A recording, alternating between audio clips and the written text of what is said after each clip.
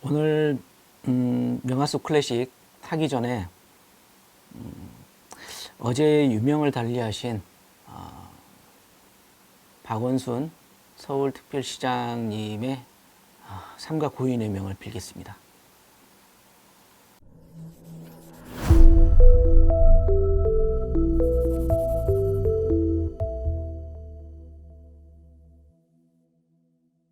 자, 오늘 영화 속 클래식 그 네 번째 순서입니다. 예고해 드렸다시피 오늘은 쇼생크 탈출. 쇼생크 탈출이란 영화 너무나 유명한 영화고 그 안에 들어있는 아리아 너무나 유명한 이중창 되겠습니다.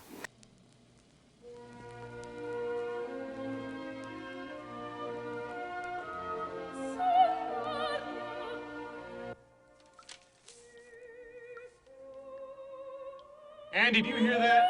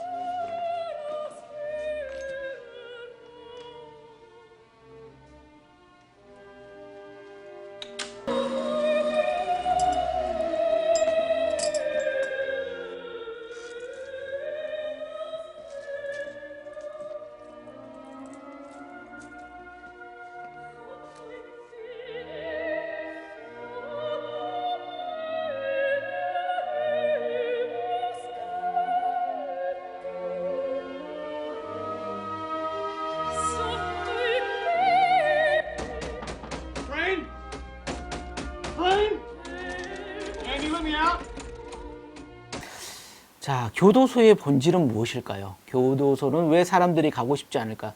단지 죄를 지었기 때문에 가고 싶지 않을까요? 아마 교도소의 본질은 감시와 처벌이 아닌가 싶습니다. 감시와 처벌, 24시간 동안 계속 감시를 받는 거죠. 즉 개인의 사생활이 없다는 거. 개인의 사생활이 없는 생활, 얼마나 힘들고 안타깝겠습니까? 그러니까 개인의 사생활이 없다면 솔직히 말하면 머리가 돌아버릴 겁니다. 앤디라는 사람이 잠깐 보여준 일상에서의 그 소중함. 즉 앤디가 교도소장 사무실에 들어갔다가 우연찮게 축은기를 봐요. LP판을 보죠. LP판은 바로 모차르트의 피가로의 결혼. 그 안에서 이중창, 산들바람은 불어오고라는 이중창을 틀죠. 거기에서 이 일상, 자유의 한 토막을 자기만 잠시 누리는 것이 아니고 자기가 처벌을 받을 줄 알면서도 그 자유를 교도소 안에 있는 자기의 죄수들, 동료 죄수들이라고 합니까? 종료 죄수들한테 공유를 해주는 그 장면이 참 멋있었는데요. 자, 거기에서 저는 그 앤디의 친구죠. 레드라는 인물이 말했던 그 아리아를 듣고 이런 말을 했죠. 난 지금도 그 이탈리아 여자들이 무슨 말을 했는지 모른다. 사실을 알고 싶지도 않다. 모른 채 있는 게 나을지도 모르겠다. 왜냐하면 그것이 말할 수 없는 가슴이 시리도록 아름다운 이야기였다고 생각하고 싶기 때문입니다. 자, 레드의 발음대로 이 산들바람이 부르는 바람의 이중창이라고 하는데 산들바람의 노래 이 여성 두 명이 부르는 이 노래는 레드의 발음대로 그리 아름다운 노래는 아닙니다. 클라리넷, 모차르트가 굉장히 좋아했던 악기인데요. 이 클라리넷의 그 부드러움이 쭉 느껴지면서 그 여성분들의 이중창도 굉장히 부드러운 목소리로 나오죠. 오늘의 클래식 자 소개하겠습니다. 저번 시간에도 오페라였습니다. 자코모 푸치니의 기억나실는가 모르겠지만 자코모 푸치니의 토스카. 토스카는 굉장히 비극적이고 약간의 뭐랄까 사실주의 기법이 들어가 있어서 굉장히 슬퍼요. 나중에 비극적이고 슬프고 9세기 후반에 사실주의 기법이 들어가면서 더 이상 이게 저희가 있는 그대로의 사실을 보여줘야 된다 하는 이러한 풍토가 있습니다. 대표적으로는 팔리아치가 있고요. 거기에 비해서 이 모차르트 시대에 이 피가로의 결혼은 오페라 부파라고 하는 것은 약간 코믹적인 요소가 담겨져 있는 오페라라고 하겠습니다. 프랑스의 희곡 작곡가가 있었습니다. 보마르쉐라고 하는 사람이 소위 말해서 피가로 3부작을 만들어냅니다. 자, 첫 번째 1부작이 세비야의 이발사, 2부작이 피가로의 결혼, 3부작이 죄를 지은 어머니. 이 총 3편이 있는데 1편하고 1부하고 2부는 그 오페라로 만들어졌어요. 근데 3부는 오페라로 안 만들어졌습니다. 왜냐하면 3부는 1부하고 2부하고 다르게 뭐랄까 약간 비극적이고 너무 저기 이야기도 그렇게 재미있지는 않아요. 뭐 나중에 뭐 저도 이제 알지는 못하지만 뭐 살짝 보니까 피가로의 어머니가 뭐 참여하고 뭐 이런 내용입니다. 세비야의 이발사는 이 로시니에 의해서 오페라가 됐습니다. 물론 세비야의 이발사가 시대적으로는 먼저 만들어지지는 않았습니다. 모차르트가 원래 세비야의 이발사를 만들려고 했어요. 근데 세비야 이발사라는 오페라가 이미 만들어져 있기 때문에 이 모차르트가 2부격인 피가로의 결혼을 만든 겁니다. 물론 세비야의 그때 모차르트 시대 때 만들어졌던 세비야 이발사는 로시니의 세비야의 이발사가 아닙니다. 이미 잊혀진 오페라가 되어버렸죠. 그래서 피가로의 결혼이 굉장히 유명해지고 난 다음에 로시니가 세비야의 이발사를 나중에 후대에 만들게 된 거죠. 자, 모차르트는 뭐 다양한 천재였습니다. 오페라면 오페라, 현악 사중주면 현악 사중주, 그 다음에 뭐 저기 미사곡이면 미사곡, 그러니까 못 만드는 곡이 없었어요. 그래서 36살에 단명할 때까지 모든 역량을 다 쏟아붓고 간 천재라고 말을 할 수가 있겠죠. 그의 대표작에 마술피리, 돈 조바니, 피가로의 결혼, 뭐 코지판투 때 이런 식으로 이제 말을 할 수가 있습니다. 근데 그 중에서도 진짜로 재밌는, 진짜 재밌고 정말 한장하게끔 재밌는 거죠. 이 피가로의 결혼. 저도 굉장히 좋아하는 오페라입니다. 여기에는 아리아들이, 주옥 같은 아리아들이 막 넘쳐 흘러갑니다. 그 모차르트의 재기 발랄함의 음악에 다 포함되어 있다고 생각하시면 됩니다. 완전히 농축된 그런 작품이라고 생각하시면 됩니다.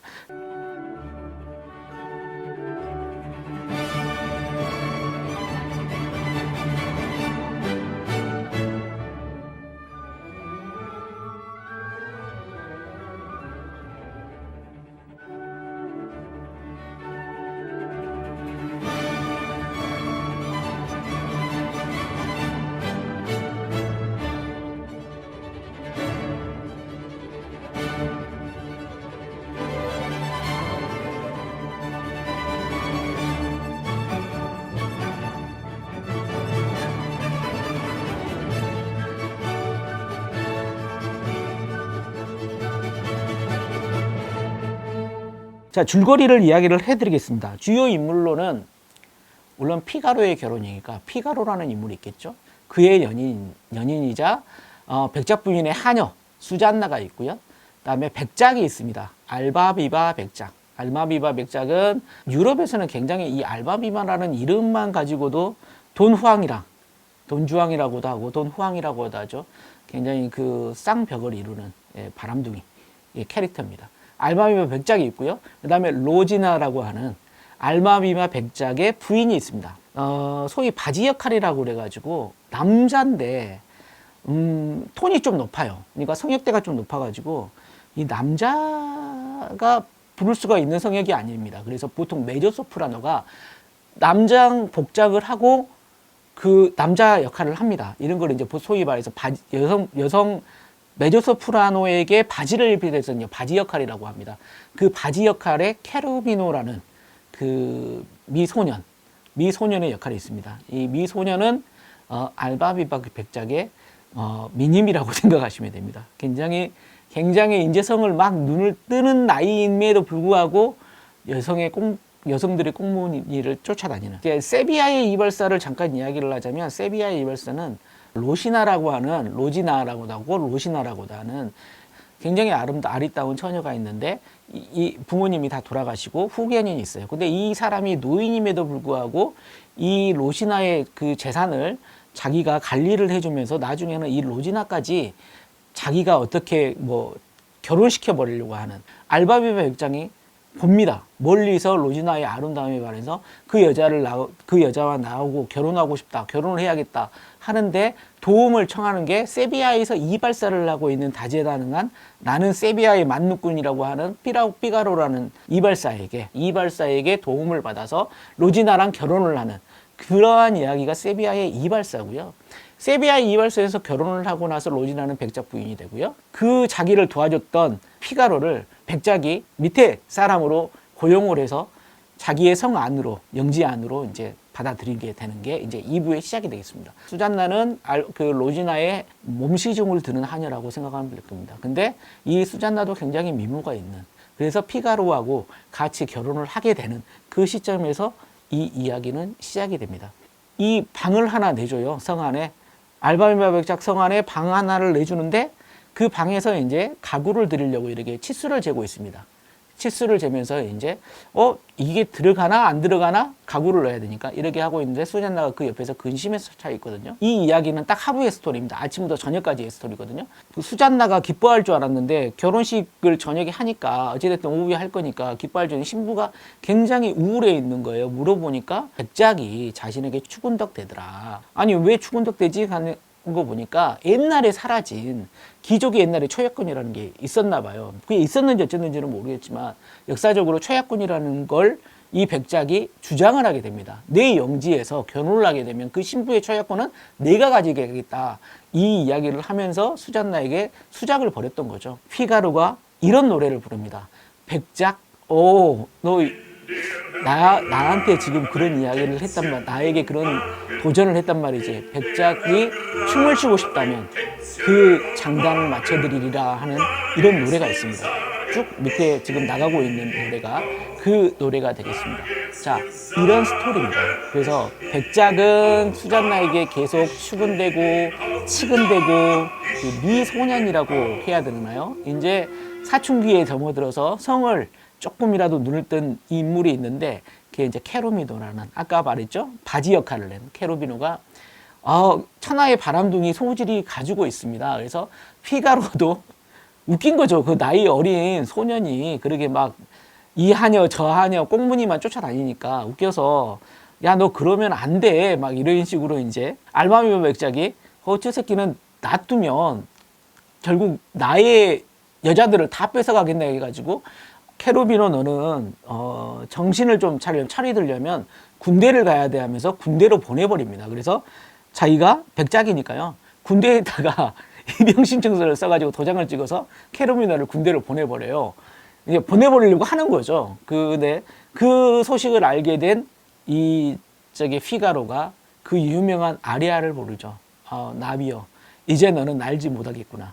이 아리아는 여러분들도 들으면 다 아는 노래입니다. Farfallone amoroso, notte e giorno d'intorno girando, delle belle turbando al riposo, Narcisetto adocino d'amor. Delle belle turbando al riposo, Narcisetto adocino d'amor. Tra guerrieri a farbacco, gran mustacchi stretto stacco, scoppia il spallo, sciabla a fianco. 자, 잘 들으셨나요? 이 노래가 바로 그 유명한 피가로의 너는 날지 못하리. 그러니까 나비가 돼서 홀홀 날아가겠지만 이제 군대에 가면 여자 꽁무니는커녕 이제 그러지 날지도 못하는 그런 신세가 되겠구나 하는 거죠. 자, 이 총 4막으로 구성된 이 피가로의 결혼은 시종일관 재밌습니다. 유쾌하고 재미있고, 물론 거기에 이제 잠깐 우수에 찬 백작 부인의 그런 게 나오죠. 백작 부인은 근심 걱정에 차 있는 거죠. 왜 차 있냐면 결혼을 했어요. 그렇게 타오르던 신혼도 끝났습니다. 이제 권태기에 들어섰어요. 더 이상 알마비바 백작이 로지나 백작 부인 자신을 관심이 멀어졌다고 생각을 하는 거죠. 수잔나가 또 자기의 걱정거리를 가지고 오는 거죠. 너는 왜 그렇게 걱정거리가 많니? 라고 물어보니 수잔나가 이 이야기를 합니다. 백작에게 추근덕거려요. 그 영지 내에 보면은 어디 약간 공원 같은 데가 있습니다. 그걸 이제 정원, 좀 큰 공원이라고 생각하시면 되는데, 그 공원 그 소나무 밑에서 몇 시까지 나오지 않으면 뭐 어떻게 하겠다 뭐 이렇게 강압적으로 수잔나를 이렇게 불러들인 거죠. 그래서 이걸 나가야 돼요, 말아야 돼요 했더니 백작 부인이 이런 거죠. 그래? 그러면 당연히 나가야지. 그 정원에 개를 묶여서 골탕을 먹이자라는 계획을 세우게 됩니다. 물론 이건 피가로까지 알게 하는 거죠. 그래서 백작 부인이 이렇습니다. 수잔나에게 편지를 써라. 그러게 합니다. 그래서 어떤 편지 내용이 뭔데요? 했더니 내가 불러줄 테니 그것을 너는 적기만 해. 그러면서 이제 산들바람의 노래라고 하는 그 노래가 바로 편지의 이중창이에요. 편지의 이중창은 이런 거죠. 산들바람이 저녁에 불어오면 그때 그 숲속에 있는 소나무 아래에서 만나자 이런 내용입니다. 그러고 나서 백작 부인이 그 이야기를 하죠. 그렇게만 쓰면 나머지는 본인이 알아서 다 할 테니까 그렇게만 써서 걔를 정원에다가 묶어놓자. 이렇게 해서 골탕을 먹이기 위해서 백작을 꼬시려고 백작 부인과 수잔나가 편지를 쓰는 그게 바로 편지의 이중창이 되겠습니다.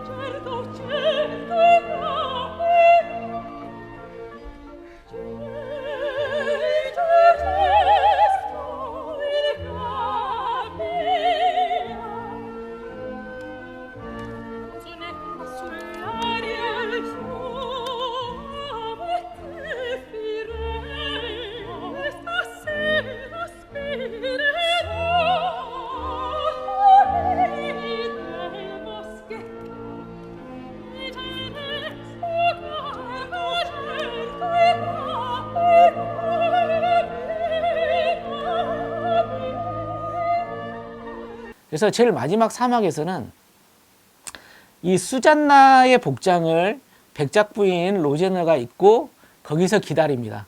그리고 어두컴컴하죠. 거기에 피가로라든가 다른 사람들은 다 기다리고 있고 백작만 모른 채로 수잔나한테 다가가는 거죠. 그래서 수잔나의 뭐 손을 잡고 막 이렇게 하고 있는데 도둑이 들어왔다라고 막 일제 소동이 일어나고 결국은 봤더니 이제 수잔나인 줄 알았더니 또 거기는 또 자기 와이프 백작 부인이 있고 그래서 이제 알바비와 내가 당했다 하면서 앞으로는 정신 차리고 내 와이프만 사랑하면서 살겠다 이렇게 굉장히 계몽적인 원래 그 시대가 계몽적인 시대였어요. 그래서 계몽적인 오페라 그래서 이걸 그때 당시에는 해피엔딩이라고 생각을 했나 봐요. 해피엔딩으로 마무리 지으면서 끝나는 그러한 스토리가 되겠습니다. 자, 오늘 어떻게 잘 들으셨는지 모르겠습니다. 쇼생크 탈출의 이 자유의 염원하는 그 아름다운 이중창에 대해서 오늘은 이야기를 해봤습니다. 모차르트의 피가로의 결혼에서 나오는 편지의 이중창이라고 불리우는 산들바람이 불어오면에 대해서 이야기를 들어봤습니다. 마지막으로 그 알마미와 백작의 미님이라고 했지 않습니까? 케루비노. 케루비노의 이 아리아를 안 들으면 굉장히 아쉽습니다. 사랑의 괴로움을 그대는 아나요. 예고편 잠깐 해드리겠습니다. 예고편은 간단하게 하겠습니다. 킹스 스피치. 2011년도에 나온 영화죠. 킹스 스피치에서 나오는 클래식은 어떤 클래식이 들어가 있는지, 클래식 음악이 들어가 있는지 그걸 보도록 하겠습니다. 자, 케루비노의 아리아 듣고 오늘은 끝마치도록 하겠습니다. 감사합니다.